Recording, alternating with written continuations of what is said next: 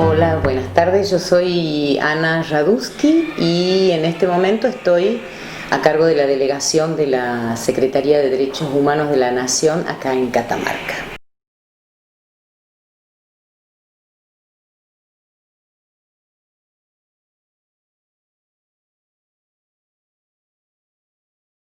De cómo afecta las medidas del aislamiento obligatorio a mi trabajo.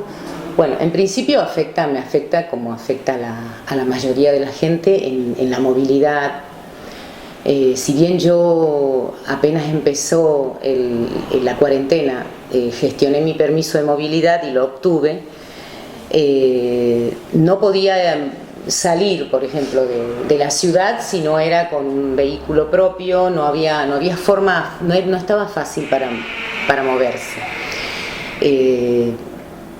No me pararon nunca, no tuve nunca problemas para moverme dentro de la ciudad, ni siquiera en los horarios, pero obviamente la atención al público de la oficina se cerró, la gente estaba como mucho más desconcertada de qué denunciar, qué no denunciar, a dónde acudir, ante qué situaciones. Al principio fue como muy caótico y muy difuso todo eso. Entonces, lo que nos sucedió, o por lo menos lo que me sucedió, es que yo tuve que empezar a buscar los casos, buscar a dónde había una vulneración, cómo estaba funcionando, iba viendo en las noticias o como me llegaba por distintas vías la información, y trasladarme o comunicarme con la gente para poder accionar. Porque si no, lo que pasó al principio es que se cortó totalmente la vía de comunicación.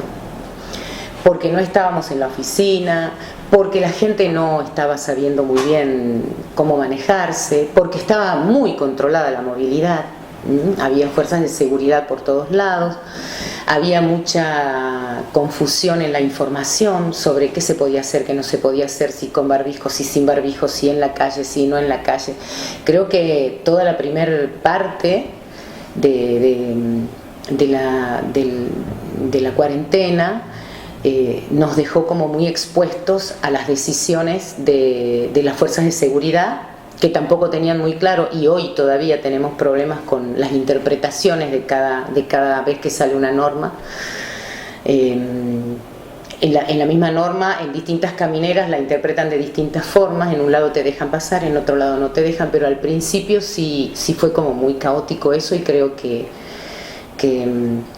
nos impidió a nosotros mismos, a los que estamos en los organismos, tener claro hasta dónde podíamos llegar a accionar o no.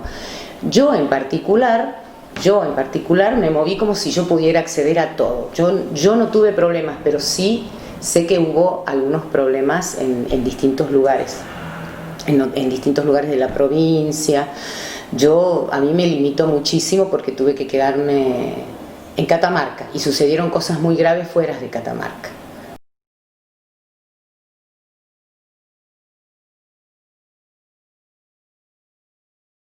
Aparte de lo primero que es la movilidad y que tuvimos que quedarnos en casa,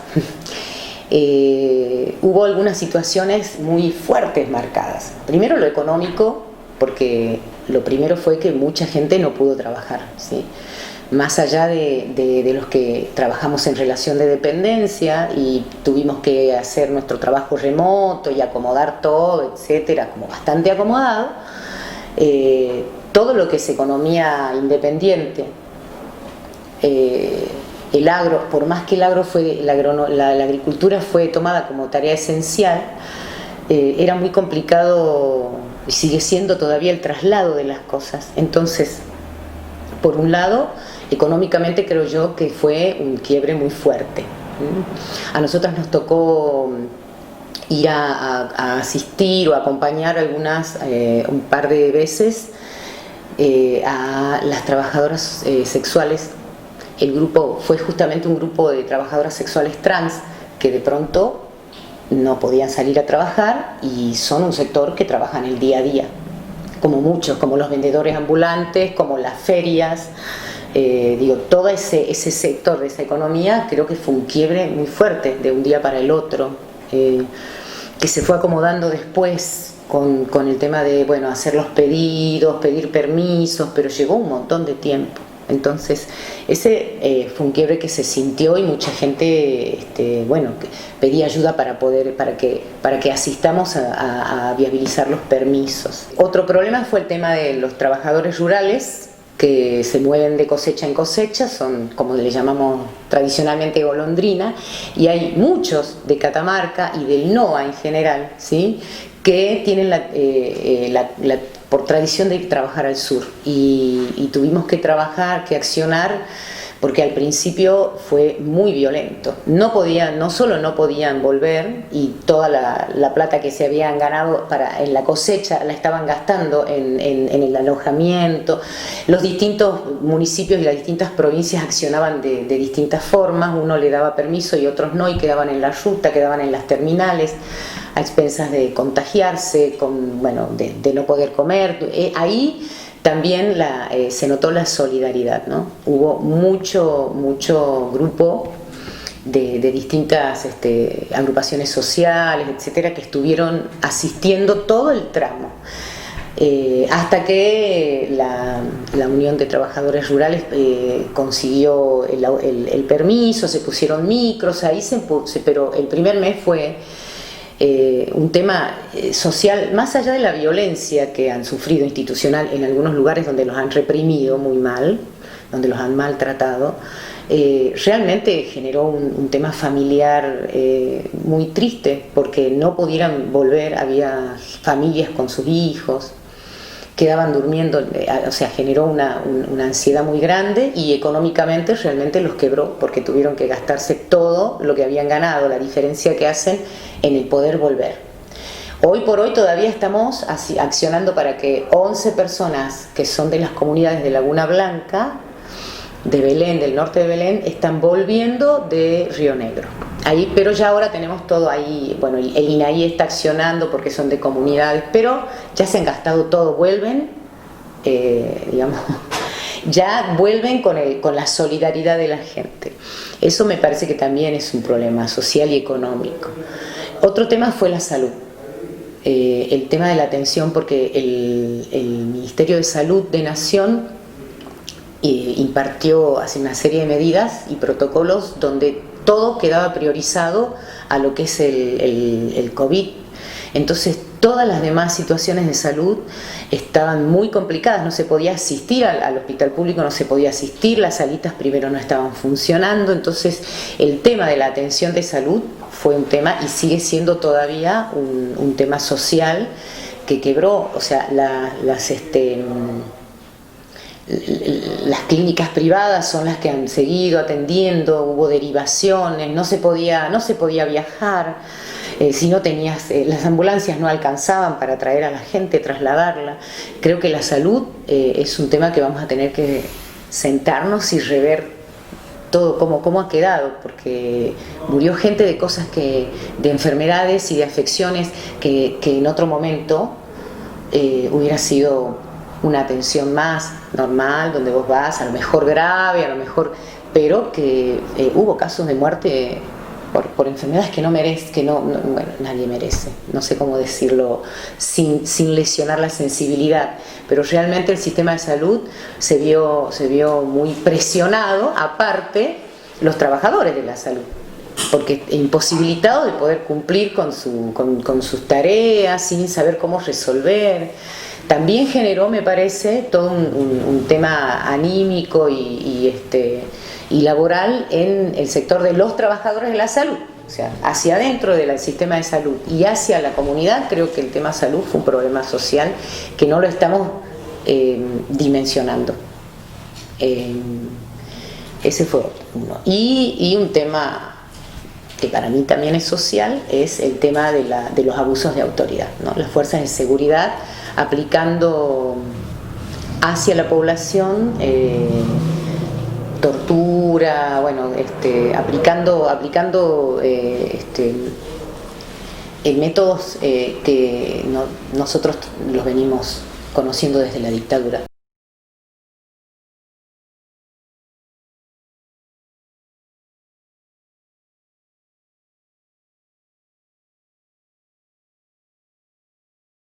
Bueno, en lo específico de fuerzas de seguridad, creo que bueno, es el tema que ha merecido el trabajo más fuerte, por lo menos de la Secretaría en todo el país, ¿sí? Porque las fuerzas de seguridad, como medio ya adelantaba, han mostrado o han sacado en algunos casos, no en todos, pero no hubo provincia, no hubo lugar que no tuviera algún caso, aunque algunas provincias como por ejemplo Tucumán, acá al lado, tenemos casos de muertes por la fuerza de seguridad, matado gente, ¿sí? Lamentablemente, y los ha depositado el cadáver en nuestra provincia. Digo, es un accionar que salió, digamos, de la fuerza de seguridad, que no tiene que ver con un comportamiento que responda a la situación de la cuarentena. Creo que lo que mostró, lo que expresó, lo que quedó expresado acá es cómo está todavía internalizada la metodología, ¿sí? de abuso de autoridad, de disciplinamiento por la violencia, ¿sí? Metodologías concretamente, digamos, a nosotros que nos toca como secretaría, nos ha tocado trabajar en los juicios, trabajar en todo lo que fue la metodología del terrorismo de Estado, metodologías que se han instalado en las fuerzas de seguridad del país en la época del terrorismo de Estado, que todavía se siguen evidentemente aplicando. Nosotros sabemos que el cambio, la transformación de las fuerzas de seguridad tiene que ver con la formación de las fuerzas de seguridad. Entonces, lo que ha permitido el contexto como ya lo decía, y lo repito porque lo voy a repetir hasta el cansancio en cualquiera de las entrevistas y en cualquiera de los ítems, es que quede expresado hasta dónde todavía tenemos como sociedad, y las fuerzas de seguridad especialmente tienen en su formación y en su aplicación la metodología del terrorismo de Estado metidos, marcados a fuego, y reaccionan así cuando hay sectores que no se disciplinan como les parece, y cuando los habilita.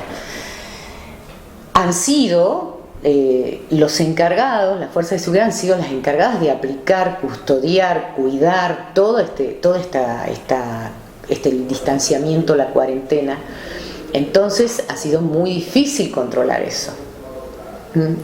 Nosotros, creo yo, como organismos de derechos humanos, tendríamos que haber sido parte integrante de los COE para poder acompañar esto y ir mirando cada una de las medidas, o cuando iban surgiendo las cosas, enseguida poder accionar, poder por lo menos influir un poco, mirar hasta dónde los decretos le permitían, visibilizar. Nosotros enseguida vemos a dónde va a ir, en qué medida le va a permitir, porque venimos trabajando hace muchos años con esto.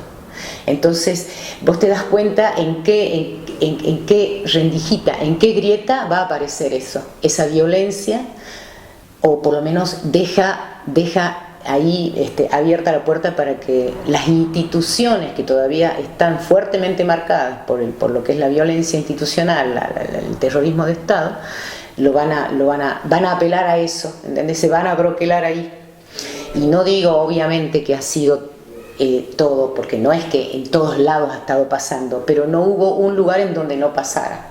Entonces, eso lo que deja expresado es que no es un abuso o alguien que se le fue la mano o una actitud personal de un comisario, no, es todavía una metodología instalada, ¿sí? Que no es lo mismo y que todavía tenemos que desmontar. Esto creo que son cosas que tenemos que ir teniendo en cuenta para que después las instituciones que trabajamos en pos de los derechos o en la formación o en la defensa o en la promoción, en distintas, qué sé yo, porque la universidad trabajará de una forma, la justicia o los organismos no gubernamentales de otra, pero si no seguimos haciendo un trabajo articulado, que eso también se ha parado, porque se pararon todas las capacitaciones, o sea, todo paró. que son también cosas que ante estas violencias se empiezan a detectar y se acciona. En cambio, fue muy difícil ahora porque no estábamos funcionando a pleno y estábamos como incomunicadas. Entonces, la fuerza de seguridad ha mostrado y ha quedado expresado que todavía necesita muchísimo trabajo y muchísima transformación. Es político esto.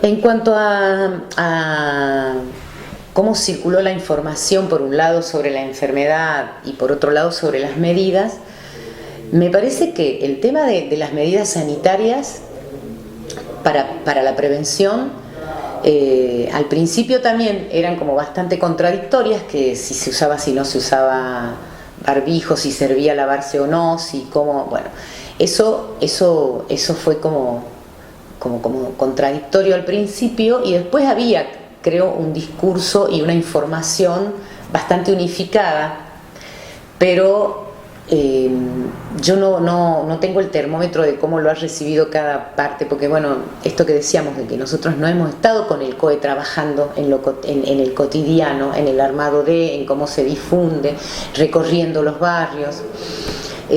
Ha sido a medida que sucedía algo, nos movíamos, me movía, o lo que sí me ha pasado es que inevitablemente, porque así es la forma de trabajar que venimos trayendo, es bueno, pasaba algo y yo veía con qué organismo había que accionar. Hemos trabajado mucho en conjunto con el CAJ de Belén, con el que ya veníamos trabajando, y con la PDH en algunos casos por lo menos para informarnos, con la Dirección de Derechos Humanos de la provincia, o sea, con INADI en otros, o sea, yo he ido articulando con distintas organizaciones, pero no es que estábamos sentados en una mesa donde íbamos viendo, mira, este tema saltó acá en este barrio, esta cosa.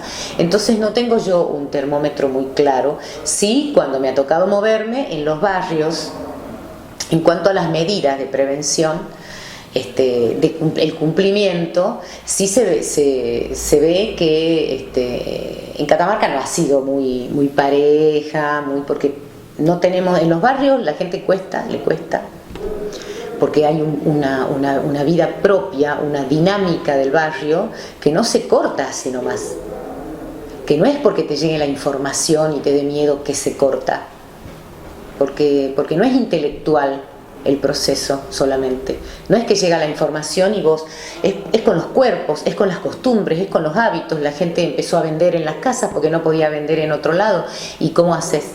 Eso, a lo mejor sí, el control policial sobre los espacios públicos fue más fuerte, entonces no se juntaban en las plazas, no se hacía la feria, pero el circular yo lo he visto en lo poco que me ha tocado andar por los barrios, lo he visto bastante, y también son en esos lugares víctimas de más represión, pero víctimas de más represión son siempre los barrios periféricos. No iba a cambiar eso tampoco con esta situación. No es que iban a tener un poco de consideración porque estábamos en una situación de cuarentena y estaban más expuestos. Yo no tengo ni siquiera en este momento la cantidad de gente que ha sido judicializada, cuántos casos han sido detenidos. Hasta hace un mes y pico eran 1230 más o menos personas en toda la provincia que habían sido detenidas. No sabemos si a todas se le armó causa, ¿sí? Eso va a ser un problema social. Ahora no se va a notar, pero quedan con causas judiciales armadas por el solo hecho de haber roto la cuarentena. Y me parece que eso va a ser un tema social fuerte, porque van a quedar en muchos pueblos gente judicializada por haber incumplido la cuarentena, por haber salido a comprar.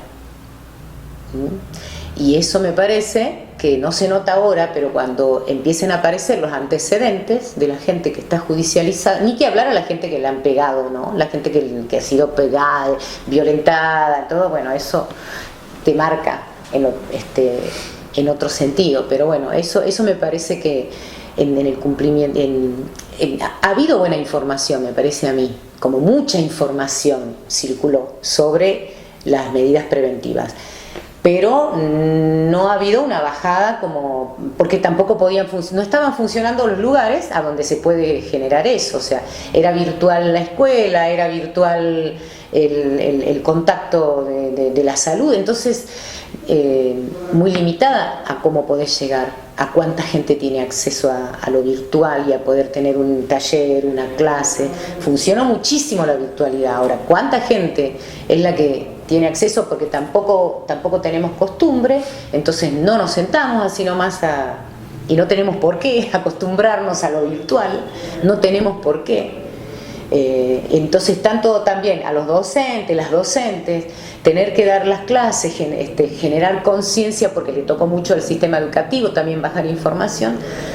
Creo que eso es un cambio tan fuerte en el modo de comunicarse, que no se hace intelectualmente o solo porque tengas miedo de contagiarte. Me parece que no es tan automático. En cómo cumplió la gente, creo que bueno, tampoco cumplimos mucho en Catamarca. Aparte que no haya casos hace que se empiece a relajar la sociedad. Nunca terminó de haber mucho movimiento, me parece. Y bastante desparejo cómo se va volviendo, ¿no? Me parece que abran primero los bares que el hospital es bastante complicado. Que no puedan haber consultorios externos, pero que pueda haber gente sentada en un bar, me parece que no es digamos como a simple vista, como un criterio social, ¿no? No es de primera necesidad, es de primera necesidad económicamente para los dueños de los bares, para los trabajadores de la gastronomía, obviamente, pero se puede ir buscando soluciones y no estar los consultorios externos cerrados todavía.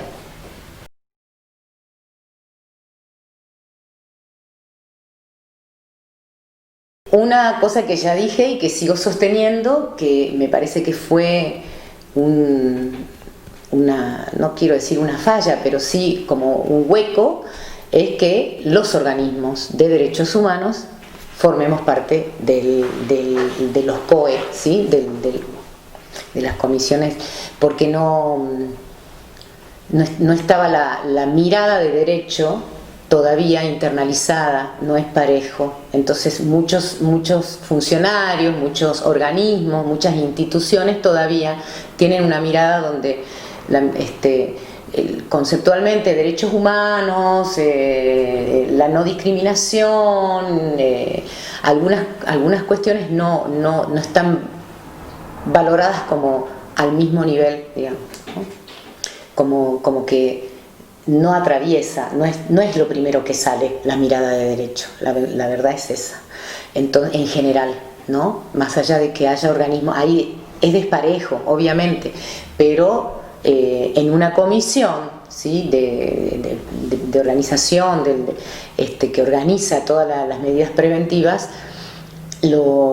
como ya vimos antes, lo primero que sale es el tema del control. Y en el tema del control se cuela fácilmente, ¿sí? La vulneración de derechos.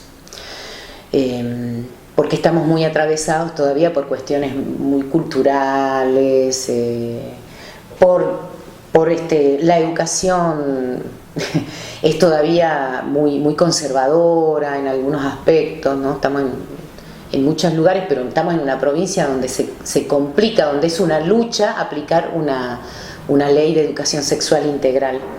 Entonces, con esos criterios se toman decisiones en las medidas, con esos criterios. Entonces, hubo, por ejemplo, que volver atrás una medida que afecta a un sector, pero bueno, que es para mirar, que si no pagaban la cuota de las escuelas, tuvo que sacar el gobierno, ir detrás de ese tipo de cosas. Una medida que dijera que no se cortaban las clases, que porque vos no pagaras una cuota de una escuela. Entonces, eso fue saltando cuando iban denunciando, cuando se detectaba. No estuvo contemplado desde un principio, ¿sí? Y eso es vulnerar un derecho, básico, derecho a la educación. Ya dijimos también el tema de la salud, fue y volvió con muchas medidas que abrían, que cerraban, que se habilitaban algunas atenciones, que las ambulancias. Entonces, también ahí, en ese ir y volver, se ven vulnerados derechos, ¿sí? No integramos el COE, entonces no vemos cómo los fueron solucionando, sí sabemos cómo se fueron solucionando los casos que nos llegaron a nosotros, como denuncias o como inquietud, aunque no fuera, bueno, por ahí hasta es sutil la diferencia, pero bueno, una denuncia es algo donde se acciona más fuertemente y la inquietud es, bueno, pasa esto, ¿cómo podemos solucionarlo? ¿Sí? Entonces sí creo que en algunos aspectos hubo muy buenas medidas, evidentemente. El resultado es que no hay casos detectados en Catamarca, entonces parecería que las medidas preventivas en la circulación de lugar a lugar estuvieron bien controladas, y por lo menos los lugares donde entra gente, los lugares que limitan con otras provincias, bueno, más allá de que para nosotros en la mirada nuestra no hay límite, no es que acá termina una ciudad y acá tiene otra legislación, no tendría que suceder así, ha sucedido, pero algún tipo de control y de buen resultado dio todo esto, porque no tenemos casos, pero me parece que han quedado en el camino algunas cosas que sí son vulneraciones de derechos muy fuertes y que no hemos podido solucionarlos con las medidas, como la violencia familiar y la violencia de género, ¿sí? Hay 3 femicidios en cuarentena en Catamarca, hay muchísimos casos de violencia de género que no se están pudiendo viabilizar, porque la justicia no estaba funcionando a pleno, porque no se estaban tomando las denuncias, ahí también saltó, y porque las mujeres estaban encerradas con sus agresores.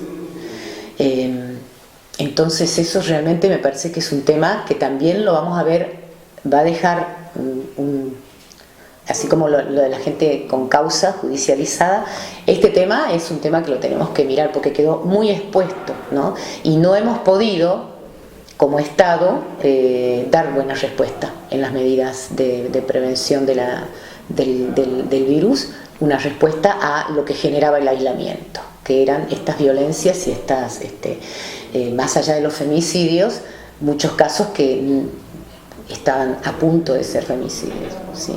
Con mucha violencia, muchos casos que lo han terminado conteniendo y todo las organizaciones feministas, así como los casos del protocolo ILE, que es la interrupción legal del embarazo, el que sí se puede hacer, el que está totalmente estipulado por la ley, han terminado las organizaciones no gubernamentales siendo las que mejores respuestas dieron a esos casos, porque seguían con su organización, no han dejado de trabajar, porque es otra cosa, es su convicción, su militancia, pero ahí en esos casos creo que como Estado hemos estado bastante como flojos, digamos, no hemos podido dar respuesta.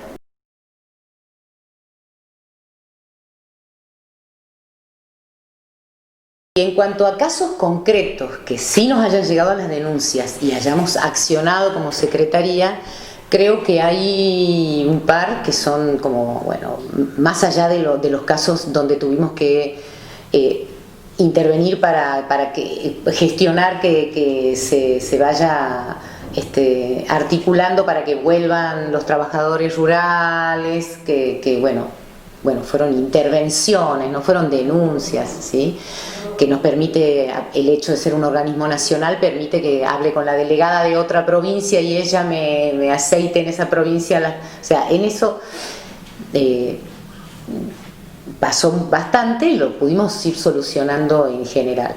Pero cosas de la provincia, bueno, un hecho que merece, creo que mencionar sí o sí, muy fuerte, es la represión que hubo en Aconquija a las comunidades, a la comunidad originaria de Aconquija y a vecinos, pero sobre todo la mayoría de las personas eran de la comunidad originaria, por un tema que salen a cortar, ¿sí?, el paso, por un tema que, como decíamos antes, viene de antes, con un tema que no es que sucedió algo en ese momento y la comunidad salió de la nada porque se le ocurre romper la cuarentena, sino que algo que viene sucediendo y no se soluciona claramente, y hay sectores, ahí sí se notan las cuestiones en sectores de poder, ¿no? De los terratenientes paperos que avanzan sobre tierras de la comunidad, se convierten, o sea, lo menciono como antecedente porque es un caso que es ya conocido, que hemos estado interviniendo como Estado en ese conflicto,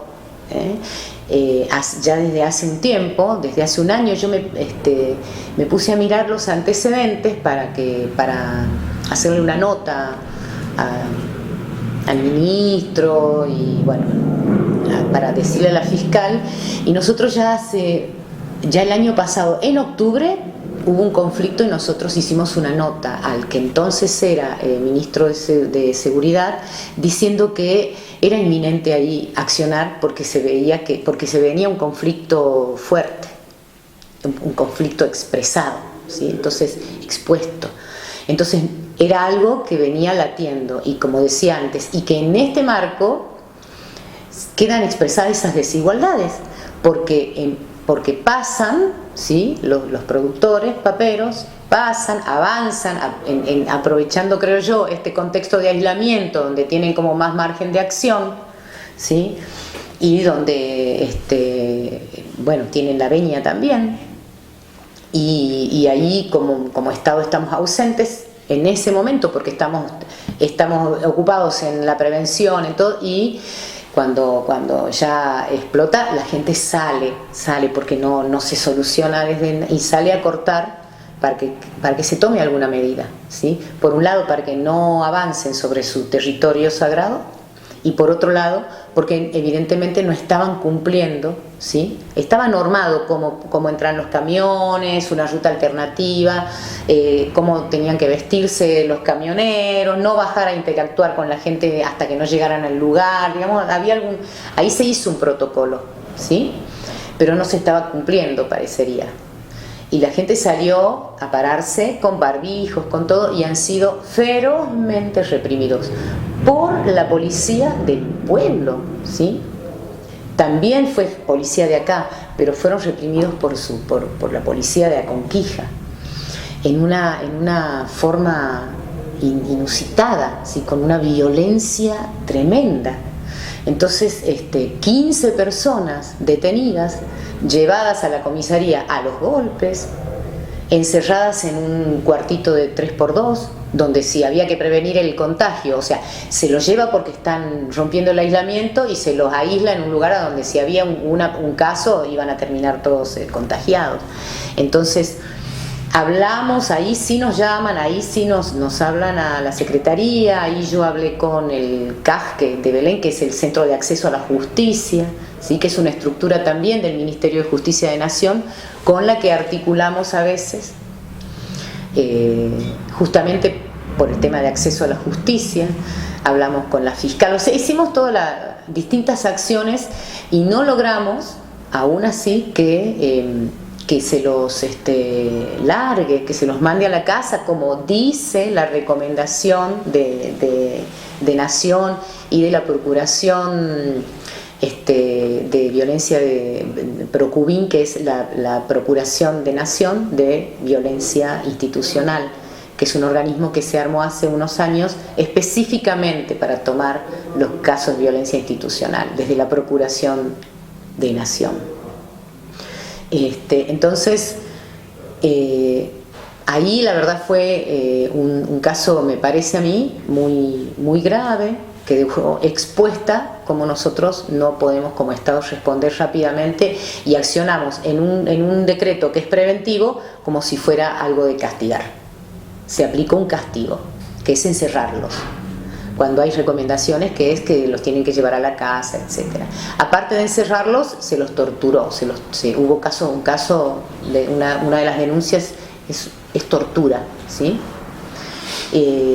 Muy grave. Entonces, Ahí ese creo que es un hecho, si llegó, y si accionamos, terminamos mandando todo a un informe a la Procuración de Violencia de Género de Nación, y la Procuración armó una causa penal, que hoy está en proceso la causa penal, ¿sí?, de investigación.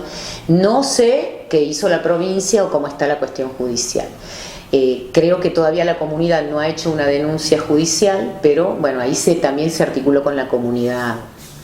Ese es un hecho. El otro que ya mencioné, cuando yo recibí una denuncia porque no se podía aplicar el protocolo de interrupción legal del embarazo. Ahí no hicimos ningún protocolo, pero sí tuvimos una reunión con el equipo de maternidad e infancia de la provincia para ver cómo se puede viabilizar en estos casos cuando se tienen que trasladar las chicas a otro lugar, porque en el lugar no tienen los medios para poder hacer los estudios necesarios. Y un tema que creo que sí tenemos que no solo un protocolo en el marco de la cuarentena, sino de acá en adelante, cuando se levante, es qué pasa cuando en un lugar casi todas las médicas o los médicos o los profesionales que tienen que actuar aplicando este protocolo legal, la interrupción legal del embarazo, hacen objeción de conciencia. Y nosotros como Estado no podemos cumplir garantizar eso que es un derecho, ¿sí? Entonces eso sería, creo que son dos temas a tener en cuenta.